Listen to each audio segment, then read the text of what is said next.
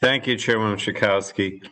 Extremists who sow chaos and division, incite violence, and impose their radical beliefs and ideologies remain an ever present threat to our welfare society and way of life in the U.S., and the magnitude of that threat has become painfully clear in recent years. 11 worshipers massacred in a rampage at a synagogue in Pittsburgh, more than 46 shoppers killed or injured in a mass shooting targeting so called Mexicans at a shopping center in El Paso, 9 black worshipers murdered by a white supremacist during a Bible study in Charleston, 2 killed and wounded by a vigilante shooter in Kenosha, Wisconsin.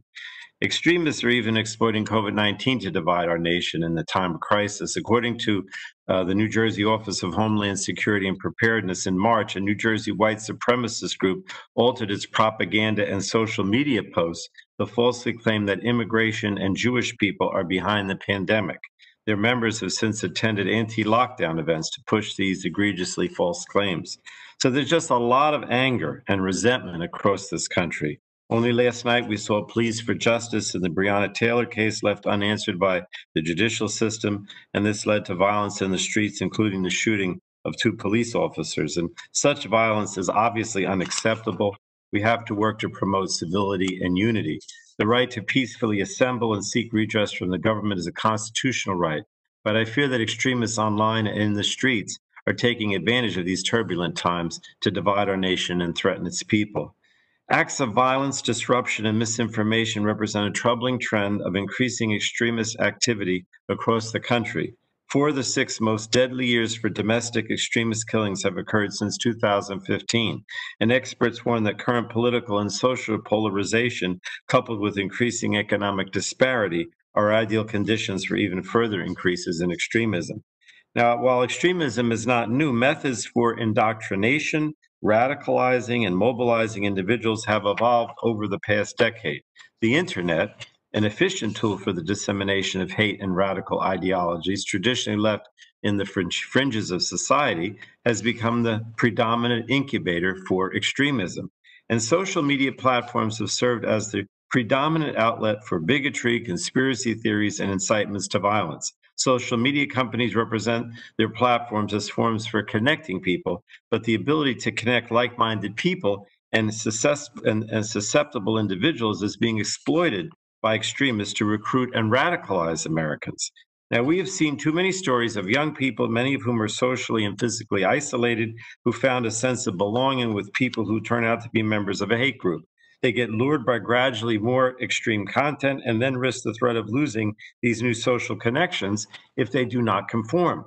And conforming too often includes taking part in acts of hatred, intimidation, and even violence.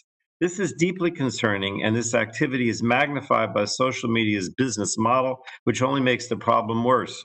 The primary goal of social media platforms is gaining more active users. Their profitability depends on growth and engagement, more eyes on their pages for longer periods of time to more advertising dollars. And as research has shown, lies, outrage, and novelty are more engaging than neutral, bland content.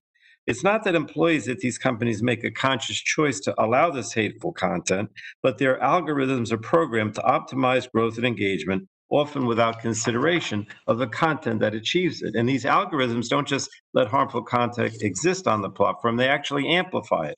The deluge of harmful content drowns out counter messaging, content that could correct misinformation and discredit the ideologies and actions of violent extremists. Because people are already overwhelmed, it's clear that this bad speech cannot be connected solely with more speech.